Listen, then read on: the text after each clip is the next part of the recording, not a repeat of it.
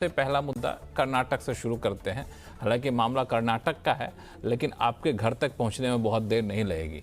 ये चांदनी चौक और जनपथ में पहुंचने में बहुत देर नहीं लगेगी, या फिर सड़क किनारे ठेला लगाने वालों तक भी पहुंच सकती है। मामला ये है कि उन लोगों ने यूपीआई के जरिए पेमेंट लेना शुरू कर दिया। जब भी कुछ खाते हैं, 2 रुपये हो या 200 रुपये या 2000 रुपये हो, सब्जी लेते हैं, खुले के चक्कर में कौन पड़े, यूपीआई से पेमेंट कर देते हैं। तो बड़ा अच्छा लगा, दुकानदारों को भी सहूलियत और कंज्यूमर को भी सहूलियत। लेकिन ये सहूलियत जो है ये मुसीबत में तब्दील हो गई। एक दिन मुसीबत में ऐसे तब्दील हुई कि जीएसटी डिपार्टमेंट ने कई सारे दुकानदारों को नोटिस भेज दिया, जिनको या तो ठीक से पढ़ने भी नहीं आता है, या पढ़ते हैं तो इन टैक्स व स्कूल जनों में नहीं पढ़ते हैं। नोटिस इसलिए भेजा क्योंकि यूपीआई से जो पेमेंट ले रहे थे, तो सारे यूपीआई के पेमेंट मिल करके इतनी ज़्यादा रकम हो गई जो जीएसटी के दायरे में आ जाती है। अब जीएसटी डिपार्टमेंट ने कहा जी आपको तो इतने पैसे आ गए, आप जीएसटी चुकाइए। और परेशान है सब लोग, और जिनके पास नहीं आया हो सकता है आ भी जाए, क्योंकि एआई के जरिए सारा डेटा आता है। तब ऐसे में क्या करें, तो पूरा माजरा समझते हैं। सबसे पहले कोहली साहब से। कोहली साहब, ये क्या है माजरा, पहले समझाइए। जी हाँ, आपने बड़ी अच्छी भूमिका इसकी बांधी, और मैं एक उदाहरण ले लेता हूँ। कर्नाटका का आपने जिक्र किया, तो चलिए कर्नाटका का ही ले लेते हैं। एक कर्नाटका में जगह है हावेरी, ये गोवा के बॉर्डर के पास है जगह। बेंगलोर से करीब मेरे हिसाब से 3.5-4 घंटे का रास्ता है। तो वहाँ एक सब्जी वाले थे, और सब्जी वाले को नोटिस आया आपको 29 लाख रुपए जीएसटी देना है। 29 लाख सब्जी वाले, सोचिए सब्जी वाले को, सब्जी वाले के लिए बहुत बड़ी रकम थी। और उसमें ये लिखा गया नोटिस में, लक्ष्मण, कि आपका पिछले 4 साल में यूपीआई के जरिए 1,63,00,000 रुपए की सेल हुई है। अब फिगर सही थी, 1,63,00,000 लाख की बिल्कुल सही थी, क्योंकि अब जो लोग कैश में पहले काम करते थे, पहले कैश ही लेते थे। यूपीआई से पहले 2016 में यूपीआई आया, मुझे याद है, उससे पहले तो सब कैश चलता था।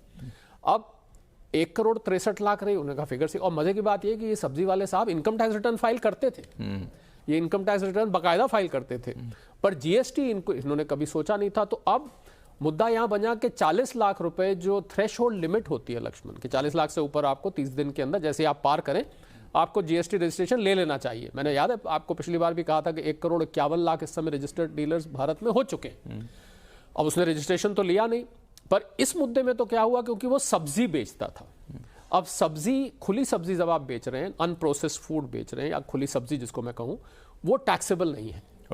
तो यहां तो मामला बच जाएगा, क्योंकि वो जब बताएंगे कि मैं सब्जी बेचता हूं तो बच जाएगा। पर ऐसे आपने अभी, मैं सुन रहा था, आपने गोलगप्पे का जिक्र किया, कोई चाट की ठेली या कोई छोटा मोटा कोई पॉपकॉर्न कुछ भी लगाते हैं, अब कोई बड़े फेमस हो जाते हैं। आप मानेंगे नहीं, सड़क पे कुलचे छोले, और आपको जगह जगह ऐसी मशहूर चीजें मिलेंगी, बड़े मशहूर होके उनकी एक काउंटर की सेल एक काउंटर की सेल 10-10 हजार रुपए रोज की हो चुकी है। तो उन लोगों के लिए सतर्क होने वाली बात है। अब उन लोगों के पास अगर नोटिस आ रहे हैं, मुझे लगता है वो फंस गए मतलब वो वाकई में वायलेशन है, क्योंकि 40 लाख रुपए साल की अगर आपकी टर्नओवर है जीएसटी नियमों के अंतर्गत, तो आपको जीएसटी रजिस्ट्रेशन लेना चाहिए।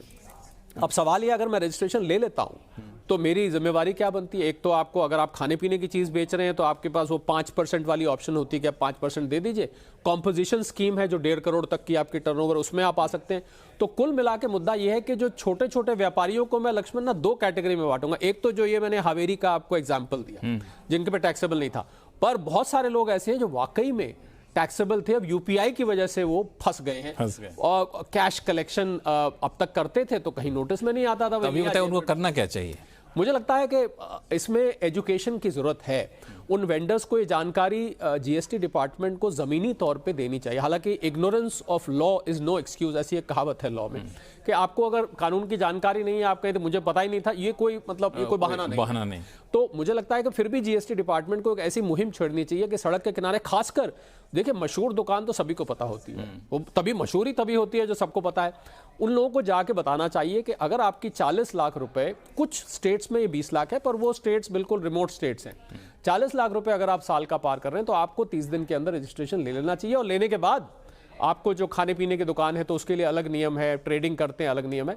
तो ये थोड़ी सी जानकारी और लोगों को बताना ये जाके कि उनका जीएसटी बनता है, मुझे लगता है थोड़ी सी जीएसटी डिपार्टमेंट को भी इसमें मेहनत करनी चाहिए। पर जो लोग हमारा कार्यक्रम देख रहे हैं, हमारा कार्यक्रम तो मैं मानता हूं कि हर वर्ग का व्यक्ति देखता है, उनको ये पता, ये फायदेमंद होगा उनके लिए। बिल्कुल। आज मैं समझ रहा हूं कि जितने का टर्न ओवर हुआ और नोटिस आ गया, तो अगर वो कायदे से चलेंगे तो जितने का नोटिस आया उतना पैसा आपको चुकाना नहीं होगा। जी हाँ, क्यों जो मैंने हावेरी का केस बताया ना आपको लक्ष्मण, हालांकि वहां पर लगेगा नहीं क्योंकि सब्जी है, तो इसमें 29 लाख में 50% पेनल्टी भी जुड़ी हुई थी, यानी 12% जीएसटी था और उस 12% जीएसटी पे 50% पेनल्टी भी थी, तो लगभग 19-20 लाख का तो जीएसटी था।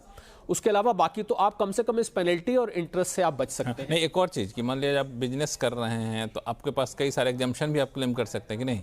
बिल्कुल, मैंने तो खुद कहा आपको, कॉम्पोजिशन स्कीम होती है जो 1.5 करोड़ तक टर्नओवर वाले व्यापारियों के लिए बनी हुई है। उसमें आपको कुछ नहीं करना, 5% आप अपनी जेब से जमा कर दीजिए और खत्म, कोई रिटर्न वगैरह फाइल करने की जरूरत। तो उन लोगों के लिए एक अच्छी बात यह है कि आप ऐसा ना सोचें कि यूपीआई से पेमेंट कर रहे थे इसमें जीएसटी नोटिस आ गया, ऐसा नहीं है। नहीं, सिर्फ फर्क यह हुआ लक्ष्मण के जीएसटी यूपीआई से लेने की वजह से एक ट्रेल बन गई। तो अगर आप भी यूपीआई से पेमेंट लेते हैं और जीएसटी के दायरे में आ जाते हैं, कितना लिमिट बताया आपने? 40 लाख। 40 लाख से ज़्यादा का कारोबार होता है तो कोई बात नहीं, रजिस्ट्रेशन ले लीजिए। अब वो तो बहुत आसान प्रक्रिया होती है और आप अगर कंपोजिट स्कीम में हैं तो फिर आपके लिए जीएसटी उतनी देनदारी आसान हो जाएगा। तो ये बिजनेस भी आपका, उससे एक और फायदा है जो बताएंगे कोहली साहब कि अगर जीएसटी रजिस्टर्ड हो गए, आपका प्रोफाइल बन जाता है। प्रोफाइल अगर अच्छा रहा तो उस रजिस्ट्रेशन के आधार पे, उस प्रोफाइल के आधार पे आप अगर बिजनेस फैलाना चाहते हैं तो आपको लोन मिल सकता है कारोबार फैलाने के लिए। ऐसे बहुत सारी सुविधाएं मिलती हैं सब चीज़ें। लक्ष्मण, मैं क्षमा करें आपको यहाँ पर